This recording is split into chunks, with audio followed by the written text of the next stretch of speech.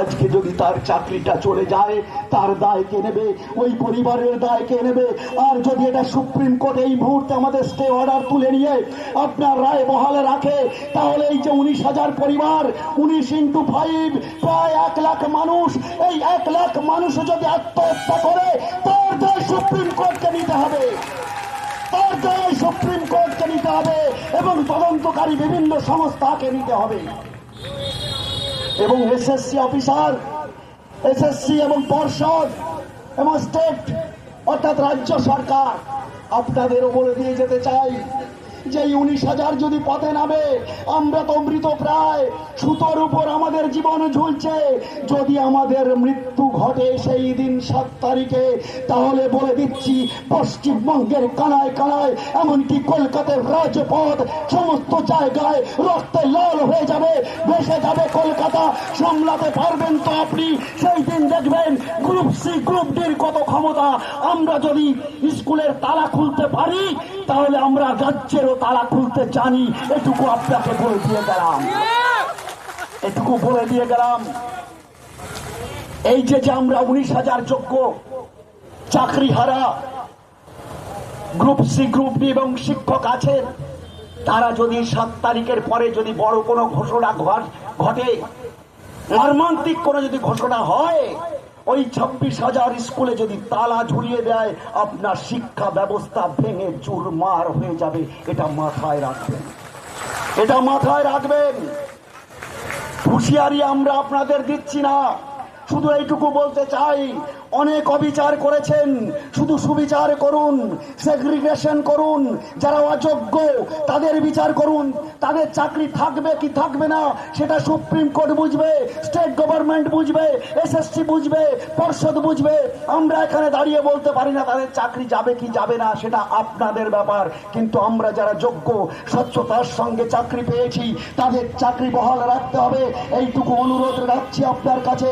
আর যদি বহাল না থাকে, তাহলে কিন্তু আজকে সাধারণভাবে শান্তভাবে এখানে আমরা একটা সমাবেশ করে গেলাম, এমন অসাধারণ হবে যে পশ্চিমবঙ্গের না থাকবে এসএসসি দপ্তর, না থাকবে পশ্চিমবঙ্গ শিক্ষা পর্ষদ, কোনো কিছুই রাখবো না। প্রত্যেকটা ইট খুলে কিন্তু তছনছ করে দেবো, এটুকু বলে দিয়ে গেলাম। কারণ যদি পেটে আঘাত পড়ে, যদি পরিবারে আঘাত পড়ে, তখন কোনো মান সম্মান দেখবো না, তখন জীবনের কোনো ঝুঁকি আমরা নিতে প্রস্তুত আছি। এটুকু আপনাকে হুঁশিয়ারি দিয়ে গেলাম। আপনারা সবাই জানেন যে এসএসসির অফিসার, পর্ষদে যারা আছেন, যারা এই রাজ্য সরকারের বিভিন্ন চাকরি করেন, এমনকি পুলিশ প্রশাসন পর্যন্ত, তারা তাদের চাকরি বাঁচানোর জন্য যে কোনো সিদ্ধান্ত নিতে পারে, সেটা নৈতিক হোক বা অনৈতিক হোক, শুধু চাকরি বাঁচানোর জন্য, ন্যায় অন্যায় সে সময় বিচার করে না, চাকরি বাঁচানোর জন্য যেটা মনে হয় সেটা করে। আর আজকে আমরা চাকরি হারা, তাই চাকরি ফিরে পাওয়ার জন্য আমরাও যা খুশি তাই করতে পারবো, এটুকু ক্ষমতা আমরা রাখি। আপনাদের বলে দিয়ে গেলাম, এটা আপনাদের ভালো করে বলে দিয়ে যাচ্ছি। আমরা স্কুলে চাকরি করি, আমাদের একটা শিক্ষা কি, আমাদের মনের মধ্যে যাই থাকুক না কেন, আমরা যখন জামাটা পরি, জামার বোতামটা যখন লাগাই, তখন বুকের ভেতরে সমস্ত কিছু আমরা আটকে রাখি, আমাদের ভদ্রতা আমরা প্রকাশ করি সমস্ত জায়গায়। তাই এই ভদ্রতার রূপ দেখছেন, যখন এই জামার বোতাম খুলে দেব, তখন অভদ্রতা কিন্তু বেরিয়ে আসবে। তার জন্য আপনি তৈরি থাকবেন। আমরা শিষ্টাচার অনেক দেখিয়েছি, আর শিষ্টাচার দেখাতে পারবো না, আর শিষ্টাচার দেখাতে পারবো না। আজকে সুপ্রিম কোর্ট এবং হাইকোর্টকে বলতে চাই, মহামান্য আদালত, আপনারা সাজা কাকে দিলেন? গ্রুপ সি গ্রুপ ডি যারা 19,000 আছে আপনাদের হিসাবে, তাদের শাস্তি দিলেন। কিন্তু যারা অযোগ্য, যারা পরীক্ষায় পাশ করেনি, যারা ঘুষ দিয়ে চাকরি পেয়েছে, তাদের যারা নিয়োগ করেছে, তাদের কি শাস্তি দিলেন? সেই এসএসসি দপ্তরের কি শাস্তি হলো? সেই পর্ষদের কি শাস্তি হলো? সেই মন্ত্রিসভার কি শাস্তি হলো? তার কোনো শাস্তি হলো না। শাস্তি হলো শুধু আমাদের নিরাপরাধ কিছু চাকরিজীবীর। এই তো ভারতবর্ষ, এই ভারতবর্ষের তালে আইন আমরা কি করে মানবো? যে আইন অন্ধ, যে আইন চোখ বুজে আছে, ন্যায় বিচার করতে জানে না। যারা আজকে দুর্নীতির সঙ্গে যুক্ত, তারা কোটি কোটি টাকা নিয়ে নিয়োগ করেছে, আর কোটি টাকা নিয়ে তারা বিলেত ভ্রমণ করছে, বিভিন্ন জায়গায় ছেলে মেয়ে নিয়ে ঘুরে বেড়াচ্ছে এই শীতের সময়। আর আমরা আজকে পথে আছি। কালকে উত্তরবঙ্গ থেকে গভীর রাতে আমার সাথী, আমার বন্ধুরা, আমার সহযোদ্ধারা এই শীতের রাতে তারা পাড়ি দিয়েছে কলকাতায়। আসবে কিসের জন্য?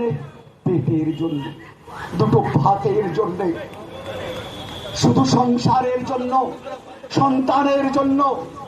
আর আপনারাই দুর্নীতি করে মহা আনন্দে এই পৌষ পার্বণের সময় বাড়িতে বসে পিঠে পুলি খাচ্ছেন আর ভ্রমণ করে বেড়াচ্ছেন।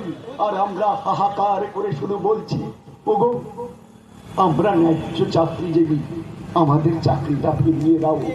আমরা যে করুণায় আছি, শুধু অনুরোধ রাখছি, শুধু অনুরোধ রাখছি যে আমাদের চাকরিটা ফিরিয়ে দাও।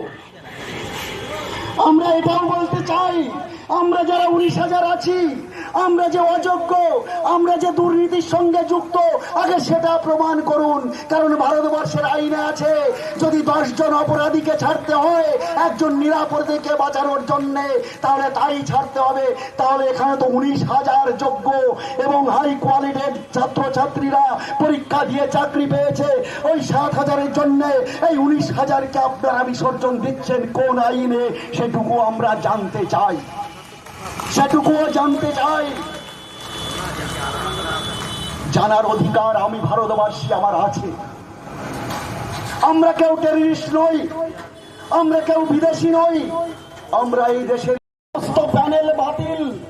অথচ সেই জায়গায় মানবিকতার বিচার দেখিয়ে সোমা দাস নামে একজন মেয়েকে চাকরিতে বহাল রেখেছিলেন, সেটা মানবিকতার পরিচয় দিয়েছিলেন।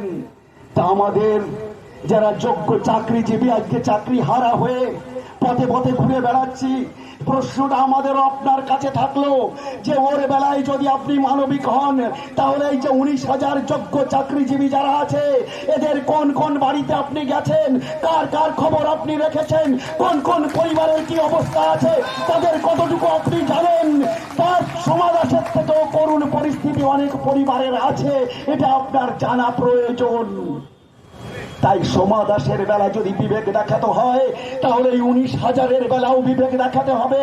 চলুন আপনাকে দেখিয়ে দেব, পঙ্গু বাবা বাড়িতে পড়ে আছে, মা বিছানায় স্ট্রোক হয়ে পড়ে আছে, ছোট বাচ্চা নিয়ে একটা ছেলে এবং একটা মেয়ে 50 থেকে 100 কিলোমিটার পথ অতিক্রম করে গ্রুপ সি গ্রুপ ডির চাকরি করছে।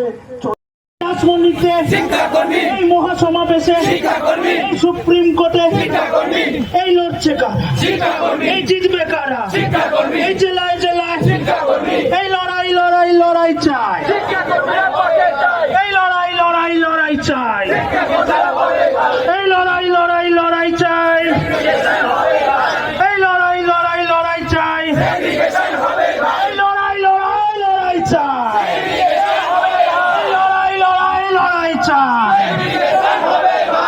We want justice. We demand Justice. We want Justice. We demand Justice. We want Justice. We want Justice. We demand Justice. We demand Justice. We demand Justice. We want We demand Segregation. We demand Segregation. যোগ্য group C group D অধিকার মঞ্চ জিন্দাবাদ, জিন্দাবাদ জিন্দাবাদ যোগ্য group C group D অধিকার মঞ্চ জিন্দাবাদ। জিন্দাবাদ জিন্দাবাদ। আমরা একটা